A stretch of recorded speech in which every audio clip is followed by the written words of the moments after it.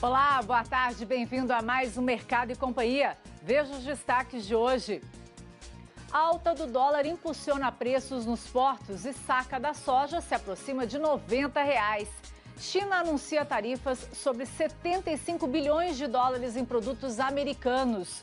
A ProSoja Brasil afirma que produtores brasileiros são contra desmatamento ilegal e defende cumprimento do Código Florestal. Déficit global de café arábica na safra 2019-2020 deve ser o maior em 7 anos, estima o Rabobank. Na previsão do tempo, clima seco e quente deve chegar ao sul do país com chuvas só no fim de setembro. Tem ainda as cotações, a sua participação e muito mais. Mercado e Companhia já está no ar. A ProSoja Brasil divulgou ontem uma nota oficial à imprensa dizendo que os produtores de soja são contra o desmatamento ilegal e condenam as queimadas criminosas. A entidade também defendeu o cumprimento do Código Florestal e reafirmou que o Brasil é o país que mais preserva entre os maiores produtores de alimentos do mundo.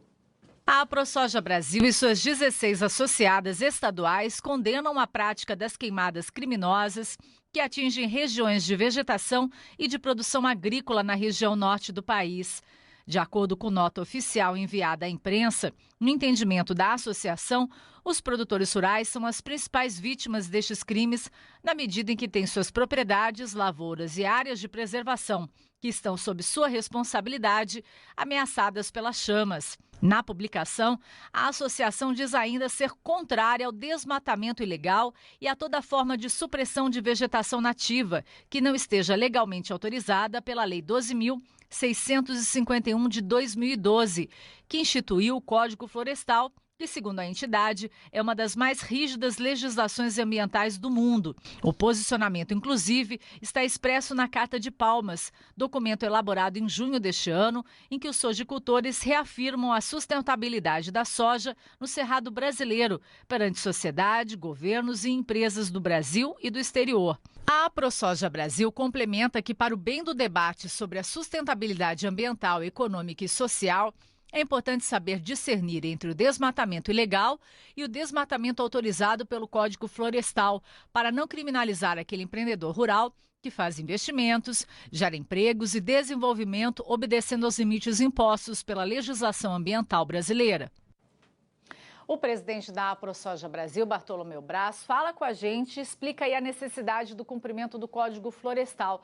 Bartolomeu, existe aí uma distorção na imagem do agronegócio em relação ao desmatamento no Brasil. O que muita gente não sabe é que o produtor rural também é vítima dessa situação e pode ser tão afetado quanto qualquer outra pessoa, não é mesmo? Boa tarde, bem-vindo. Boa tarde, Kellen. Boa tarde a todos. Isso, a imprensa nossa nacional, alguns veículos de imprensa nacional, distorceu isso e politizou esse tema. Até eu disse agora a BBC que eu desafio a qualquer país do mundo a conhecer o nosso sistema de produção e, pelo menos, próximo à produção sustentável igual a do Brasil. Então, politizaram essas informações. O Brasil é um país que ele tem toda a capacidade de produzir respeitando as nossas leis do Código Florestal. O Código Florestal foi feito para isso e nós temos dentro das propriedades de 20% a 80% que é dado em reserva legal para o meio ambiente. Isso ninguém tem no mundo, só isso dá um ativo aí, quase 3 trilhões, segundo a Embrapa. Então, tudo isso é fato, é verídico, está acontecendo. Não é a mídia tentar denegrir, mostrar outra imagem do Brasil, que é verdadeiramente errônea. Então, a ProSoja Brasil se colocou, se posicionou e está aberto a debater a sustentabilidade da soja ou da produção agrícola com qualquer país do mundo. Aquele país que seja a França, que seja qualquer país, a Inglaterra, a Alemanha, qualquer país que queira debater a sustentabilidade, nós estamos abertos e somos competitivos dentro da produção em parceria, em consonância aí com o meio ambiente. Então, vejo que isso aí foi um mal entendido da imprensa, está sendo corrigido, voltada principalmente à política.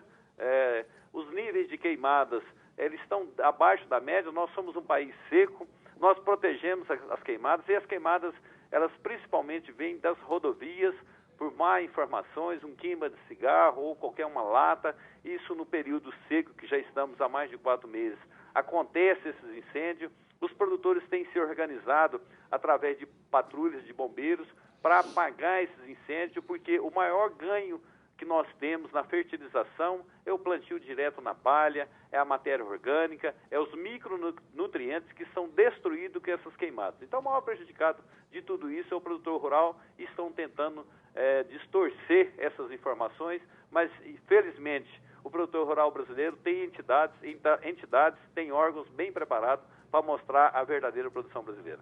Bartolomeu, eu vou pedir para você continuar com a gente, que a gente tem uma nova informação aqui e eu já te chamo. O Ministério da Agricultura liberou o uso e a comercialização de sementes resistentes ao herbicida dicamba no Brasil. A nossa equipe entrou em contato com o secretário de Defesa Agropecuária, José Leal, que confirmou a informação e disse que diversas reuniões foram realizadas com o setor para autorizar o uso do produto.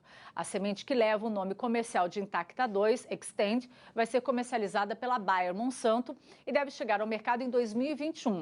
Eu volto a chamar o Bartolomeu para perguntar, Bartolomeu, a ProSoja Brasil apresentava preocupações em relação ao dicamba e esteve nos Estados Unidos recentemente para elaborar um relatório e apresentar ao Ministério. Vocês chegaram a alguma conclusão? Qual que é a avaliação de vocês sobre a liberação aí do produto? Olha, essa liberação ela foi muito prematura, deve e deverá ter mais pesquisa para isso. A gente sabe que algumas entidades de pesquisa estão buscando um guarda-chuva para se manter em cima do predomínio, em cima do arreio, em cima dos produtores brasileiros. O que nós vimos nos Estados Unidos é totalmente o contrário. O produtor americano está sendo obrigado a usar essa tecnologia devido às situações que foram impostas a ele, com ervas daninhas que não têm controle e com itens de aplicação que traz toda a responsabilidade aos produtores rurais. E lá tem várias ações jurídicas entre produtores vizinhos, porque o produtor que não usa dicamba, ele é obrigado a usar o Extend, porque aquilo danifica a sua lavoura. Então, isso é um domínio de mercado, é um cartel, nós não podemos aceitar isso. Acho que o Brasil já evoluiu bastante, nós estamos num país tropical, nós não temos a necessidade do uso desse produto aqui no Brasil. Nós temos manejo, nós temos uma agropecuária, uma agricultura totalmente diferente dos americanos. Se lá liberou, aqui tem que ser repensado essa situação. Nós fizemos essa avaliação, já falei com o Ministério da Agricultura, isso tem que ser revisto, não pode se impor tecnologia sem necessidade aos produtores brasileiros, elevando assim o custo de produção e sem resultado algum à nossa produção brasileira.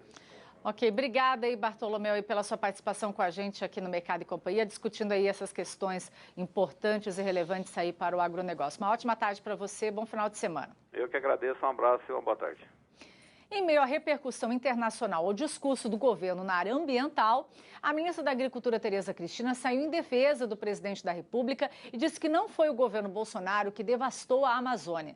Em entrevista ao jornal Valor Econômico, Tereza disse que existem exageros no debate sobre o desmatamento. Em entrevista ao veículo, a ministra da Agricultura, Tereza Cristina, explicou que tem um monte de confusão de dados sobre desmatamento, que cada um usa como quer. Segundo ela, não foi o governo Bolsonaro, que tem apenas 7 meses, que devastou a Amazônia ou incentivou o desmatamento. Para a ministra, os índices estavam caindo e temos que apurar esses números. Tereza Cristina ainda acrescentou que, se a realidade não é boa, temos que perseguir para ela ficar melhor. O que pode ser legalizado, vamos legalizar. O que não pode, vamos punir. Ninguém pode estar fora da lei. De acordo com a ministra da Agricultura, o setor do agronegócio no Brasil está dividido em relação à retórica ambiental da gestão Bolsonaro. Ao Valor Econômico, ela admitiu que é preciso discutir o tema dentro do governo e que vai conversar com o presidente sobre o assunto. Tereza afirmou que em sua próxima viagem para a Europa, prevista para o fim de setembro, espera esclarecer que o produtor rural não é o responsável pelo aumento do desmatamento na Amazônia. Ela defende que o Brasil tem que mostrar os pontos positivos que ficam camuflados com esse discurso sobre a Amazônia. A Amazônia tem que ser preservada? É e vai ser preservada. Temos problemas? Claro. Mas precisamos esclarecer o que é Amazônia Legal, o que é bioma amazônico e o que é bacia hidrográfica. Com a alta do dólar no acumulado desse mês, o preço da soja nos portos do Brasil já se aproxima de R$ 90 por saca, de acordo com a Brandalise Consult. Para saber se ainda tem espaço para novos aumentos, nós vamos até Curitiba conversar com o analista Vlamir Brandalise. E a gente quer saber se o dólar continuar nesse patamar, as negociações da soja nos portos podem ultrapassar aí os R$ 90? Boa tarde, bem-vindo, Vlamir. Boa tarde, Kelly. Boa tarde a todos. Olha, Kelly, o potencial dos portos brasileiros é de chegar aos R$ 90. É possível que até hoje, durante a tarde, aí, os negócios comecem a fluir a R$ 90 aí para as posições aí de pagamento final de outubro, começo de novembro. E segue com um grande interesse de compra, né? Os portos brasileiros negociaram mais de 5 milhões de toneladas nas últimas 3 semanas. E os chineses, em função dessa disputa com os Estados Unidos, estão agressivos aqui no mercado brasileiro. Então, isso dá fôlego para as cotações. O dólar aí se aproximando de 4,10, ele dá ambiente para trabalhar aí já na faixa de R$ 90 nas posições de outubro e novembro. E o mercado provavelmente vai trabalhar nesses patamares sim aí na semana que vem. E essa alta aí no preço também é observada nas praças do interior? Olha, do interior está repassando, os repasses ainda para o interior ainda são um pouco menores, porque os compradores estão dando preferência às posições de portos, principalmente portos de São Francisco, Paranaguá, Santos e Rio Grande, que são os mais agressivos nesse momento, e menor interesse nos portos do norte, onde que aí eles estão preferindo o grão no interior, só que com o tabelamento do frete bastante alto, aí acaba refletindo um ganho menor aí para o produtor no interior, mas também está tendo avanço e a maioria das regiões estão com ajustes positivos sim nesse mês. Né? E houve algum avanço nas comercializações da safra antiga e da próxima safra com esses aumentos? Olha, principalmente a safra velha e essa safra disponível, sim. Nós já negociamos aí mais de 82% dela, o ritmo da comercialização está adiantado já. Nessas últimas semanas, somente a China comprou aí mais de 4 milhões de toneladas, vão comprar novamente, porque com o acirramento da disputa comercial aí, principalmente o anúncio de hoje pela manhã do governo chinês aí indicando que vai taxar, vai criar sanções sobre mais de 75 bilhões de dólares de importações americanas, de produtos americanos, e dentro deles a soja é o principal produto. Isso acaba refletindo positivamente para os negócios aqui na América do Sul. Então, Brasil, Argentina, Paraguai vão se beneficiar nessa condição de compras agressivas dos chineses para esse mercado aqui, deixando de lado a soja americana aí, que vai ficando para trás, né? Vlamir, hoje a China anunciou que vai adotar tarifas de 5% a 10% sobre 75 bilhões de dólares em produtos dos Estados Unidos. Essa é uma retaliação de Pequim à decisão do governo norte-americano de sobretaxar cerca de 300 bilhões de dólares em produtos chineses? Exatamente, essa é uma reação forte dos chineses. Isso é um sinal de que a disputa comercial vai se alongar, não vai encerrar de curto prazo. Isso é um fator que acaba limitando um pouco o avanço das cotações em Chicago, mas indiretamente ele acaba pressionando o dólar para cima e os prêmios no Brasil para cima. Então, no resumo do quadro, ele acaba sendo até benéfico para o produtor brasileiro, né? Porque hoje nós teríamos aí no máximo mais 2 milhões de toneladas de soja para serem negociados nesse restante de comercialização de exportação, e o mercado ele é comprador para um volume muito maior que esse. Então vamos para um final de ano apertado. Já na safra nova, os negócios ainda continuam escassos, os vendedores querem patamares maiores, o vendedor quer de 88 a 90 para a soja da safra nova e o mercado está pagando até uns 85. Então ainda não chegou os números atrativos aí para os portos negociarem safra nova. Então a mais negócio é safra velha mesmo. A safra de café arábica 2019-2020 pode se registrar um déficit global de 5,5 milhões de sacas do grão, segundo a estimativa do Banco Rabobank. Entre os fatores que podem levar a esse cenário estão as perspectivas para as safras da América Central e o aumento da demanda pelo grão. Para mais detalhes, a gente conversa agora com o Guilherme Moriá, que é analista de café do Rabobank. Guilherme, boa tarde. Como é que essas perspectivas aí para a safra 19-20 estão sendo observadas? Bem-vindo. Olá, boa tarde a todos.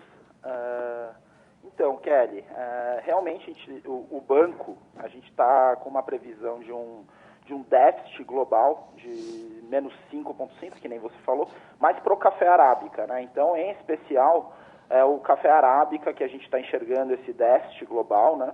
Principalmente por conta da baixa produção na bienalidade negativa aqui do Brasil e colaborado também pelas Américas Centrais. Mas, paralelamente a isso, a gente não pode esquecer que o café Conilon, né, o café robusta, teve uma produção muito boa no mundo, e em especial aqui no Brasil, nessa última safra também. Então, no final, né, um menos o outro, né, o déficit do Arábica, que a gente está estimando um superávit do Conilon, então a gente tem um déficit global de menos 4,1 no total, né? É um pouco menor, né? Continua sendo um déficit bem razoável, porém não é tão ruim em comparativa com os outros cenários, né? Mas realmente a gente está enxergando esse cenário menor. E olhando aí o cenário interno e externo, existe alguma expectativa de melhora no preço do café a curto ou aí a médio prazo? Bom, Kelly, as nossas previsões hoje, se a gente for analisar, a gente tem um sentimento mais otimista com relação aos preços de café, né? Principalmente voltados por conta desse déficit que a gente está prevendo para a safra 19 e 20, pro Arábica em especial, mas também focado nessa questão da qualidade, que vai dar um suporte um pouco maior para os preços, né? Então, se a gente for analisar o volume de café, a gente não alterou esse volume de café, mas a qualidade, ela realmente vai impactar um pouco essa questão dos preços, né? Então, a gente tem uma previsão de uma leve melhora, né? Hoje está em volta dos 90 centavos, 92 centavos por libra-peso em Nova York. A nossa estimativa é que esse preço aí, tirando essa questão da volatilidade cambial e essas questões que a gente não controla e foge um pouco dos fundamentos de café, a tendência é que o preço do café ele melhore um pouco aos patamares de $1,05, $1, né, pelo menos até outubro. Porém, a gente está com impacto muito forte dessas questões cambiais aí que acabam atrapalhando, influenciando um pouco o mercado de café. Sentiu falta de algum conteúdo? Acesse canalrural.com.br.